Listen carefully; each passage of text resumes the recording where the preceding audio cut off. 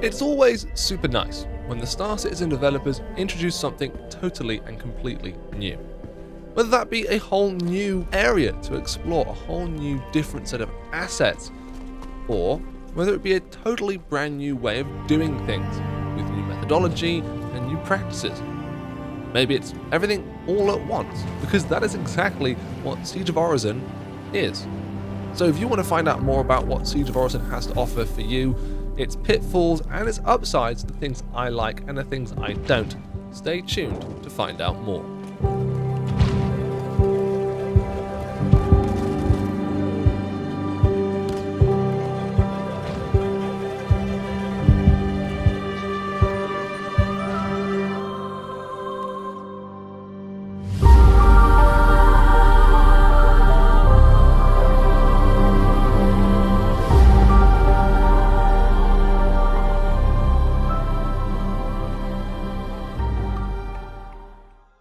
Now, believe it or not, I've never actually cared for any of the major MMO-style events that Star Citizen have held throughout the years, whether that be Xenothreat or likewise. This brand new one, however, the Siege of Orison, is definitely up my street. It's an FPS-centric, massive multiplayer online event, where you and a bunch of guys, as you can see here, I was with my organization, take on Ninetales, the fictional gang within the Star Citizen universe. There's a few bosses that you have to hunt down and take out to complete the mission objectives, and there's also environments to explore, interior and exterior, as well as a bunch of peons you have to take out along the way that spawn in spawn closets. More on that later on. There is some uniqueness, however, to this event. You can actually fly ships above the platforms in Orison now. Not your own, unfortunately. These ones are specific to the event, but they are there. You've also got random caches of loot that you can find. These are used for the mission objectives too, but most of them are filled with random bits of loot, a bit like going into a bunker. So not only do you earn money, you also earn plenty of goodies. And for me, this mission definitely isn't boring like the other massive events. No longer are you just flying around shooting ships endlessly until they explode. You are hunting down specific targets in brand new, rather exciting environments with jump puzzles and, from what I think, great grandeur of scale. I find doing Siege of Orison to be quite exciting, especially for a PvE-centric event. That doesn't stop you from becoming a bit of a PvP player, which I've dabbled in a bit, but it definitely isn't easy to do. So I can definitely say this is a PvE-centric event. It's also a great opportunity to experience another major milestone for Star Citizen's development and something introduced alongside 3.17.2 and the Siege of Orison event. Massive 100 plus player server counts. We had a massive group of people joining in this event, and there's room for even more. Before, you used to maybe fill an entire server just with your organization. Now, there's definitely room for you and more to play with. Maybe you could even turn Siege of Orison into a race between yourself and another org. Ideas, something maybe we'll discuss later on. Because right now, I want to talk about my opinion and my feelings about Siege of Orison. We'll start off with the positive and move over to the negative, and we'll also discuss some of the things I think the designers could do to improve things and what I think they got right.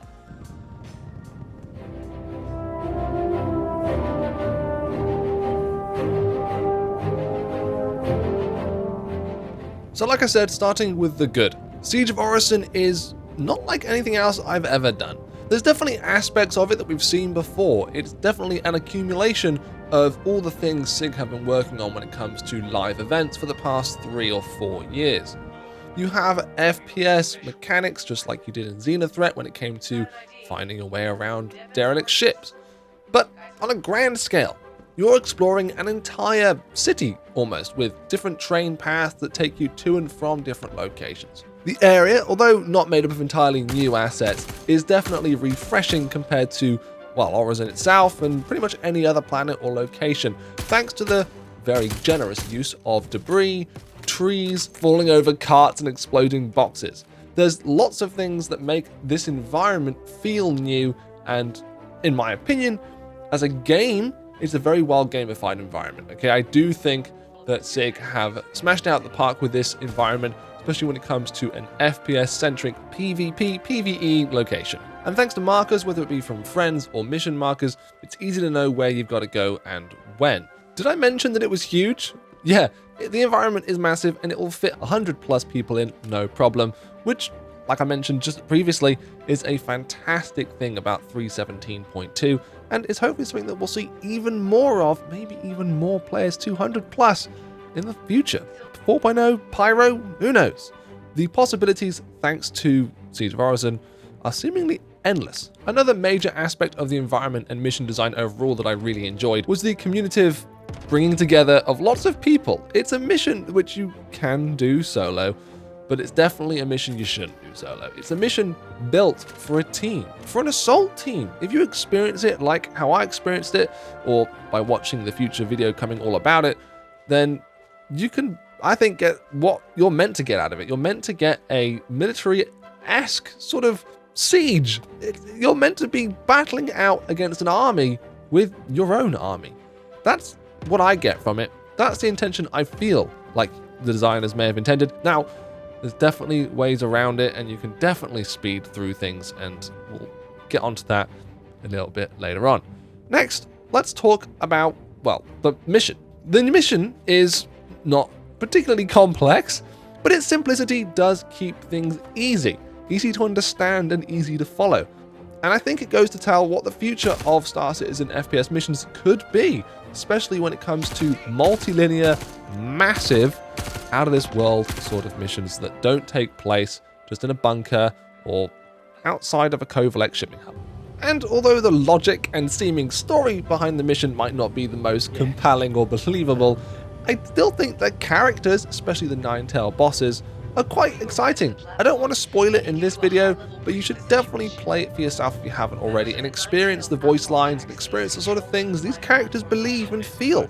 I think SIG do a very good job representing the real, I say humanity, but the real reason that these characters and these people might be doing what it is they do. I would love to see some actual face-to-face dialogue though, rather than just a picture card with moving, I don't know, not even synced voice lines. But I think that with what we've seen long ago in the history of Star Citizen with NPC mission givers, I think we will get there. And I think this is just a stand-in for now. Lastly, I think the best and most important thing to mention is that it pays really well. I think it was 380,000 credits for completing this mission. That's absolutely loads. It was a lot. I am very glad I got that much because it took a long time to do, and that figure is definitely rewarding. But like I mentioned, it's not all sunshine and rainbows. There are some unfortunate negatives that I just have to talk about. So, let's get into them, shall we?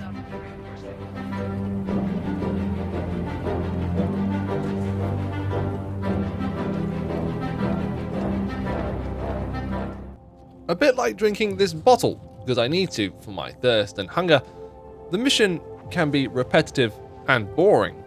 Unfortunately, because of the mission design being an FPS mission, and there being no real way to implement anything too spectacular in terms of an FPS enemy, in the sense that the game is designed right now, it can be a bit laborious.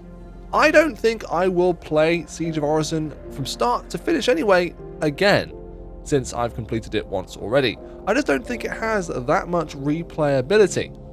And unlike Xenothreat, where you can just join in on the Nine-Tail side, there is no such thing you can do here. So you aren't able to play and get rewards for doing something different each time. Fundamentally, it boils down to the fact that, well, the enemies are just enemies. That's that. They're people like you and I. They take bullets and they die. There is nothing special about them. The enemy bosses may have an extra few hit points and some special armor that you can definitely collect if you're sort of into that, but there is nothing challenging about them. They are just another NPC with a gun. And even with stability improvements, the servers are still what they always have been, and they aren't very reliable when it comes to AI running on them. We know that the AI is smart, especially if you see offline footage taken from CIG themselves, or if you've ever played on a brand new fresh server with barely any people on it. The AI can be a competent enemy and foe, but unfortunately in the way that it's implemented here, there just is no challenge. And I think that CIG should have thought ahead on that, and they should have implemented some sort of workaround to improve the challenge, basically. My thought and my idea is always, and has always been since playing, maybe they should increase the respawn of the enemies by about 10 to 20%. I don't necessarily need to have more numbers, although I could definitely see a benefit for having some in key special areas, especially mission critical areas, to improve the challenge and the reward aspect of battling through a bigger army. But fundamentally, it just gets a bit boring to walk around in an empty space when you're supposed to be facing some sort of challenge, especially in a place that's supposed to be completely littered with enemies. And my next point might sound a little bit contradictory considering I said that I liked the environments, but it is the fact that the environments are too the same. It's very clear that it's been designed in such a way to enable the back-end version of your client to render out things that aren't necessary. Thanks to lots of game design techniques like blocking, we're able to have the experience we're enjoying right now. But because this was also developed in what might have been a shorter time span than an entire game mode like this deserves, it's very clear that copy and paste assets have been used, and when it comes to a new player and new experience, that might be a challenge for some. It does become a bit awkward to run around and not actually know where you are. I was very lucky that I was being basically guided through this entire event by some very experienced people within the org that I'm a part of. If it wasn't for them, I don't think I would have been able to do this, at least on my own, or leading another crew of people who also don't know what they're doing. Simply put, there isn't enough information here for newbies to get around and know where they've got to go. Every elevator is the same, every lobby is the same, and it's only when you get to the very end where you encounter something truly unique, something that I really do wish I could give more praise, because I think the last and final environment where the final boss is spectacular and something you should definitely look forward to traveling through and exploring on your own. There are multiple avenues you can go down, and there are clearly well thought out routes and corridors to surprise you at every corner. But this isn't seen anywhere else in this multi-layered, almost 5-stage mission. It is certainly very cheeky of me to give such criticism to an alpha, and I understand that. But this is a game that's been in design for almost 10 years, and there are things that have been in the works for longer than the Siege of Orison. So when developers put time into something like this, I do have to be critical because of all the other things that aren't seeing future additions and improvements and existing gameplay that is being left or put aside. Would I prefer to see more unique mission givers and smaller individual quest lines rather than Siege of Orison? I don't know. All I do know after playing Siege of Orison is that I am happy with the experience from where I sit as a player and as a backer.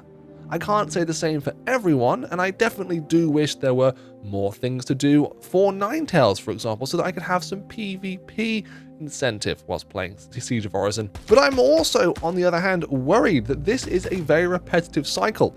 Xenothreat, Ninetales, it all feels very similar. It's the same thing.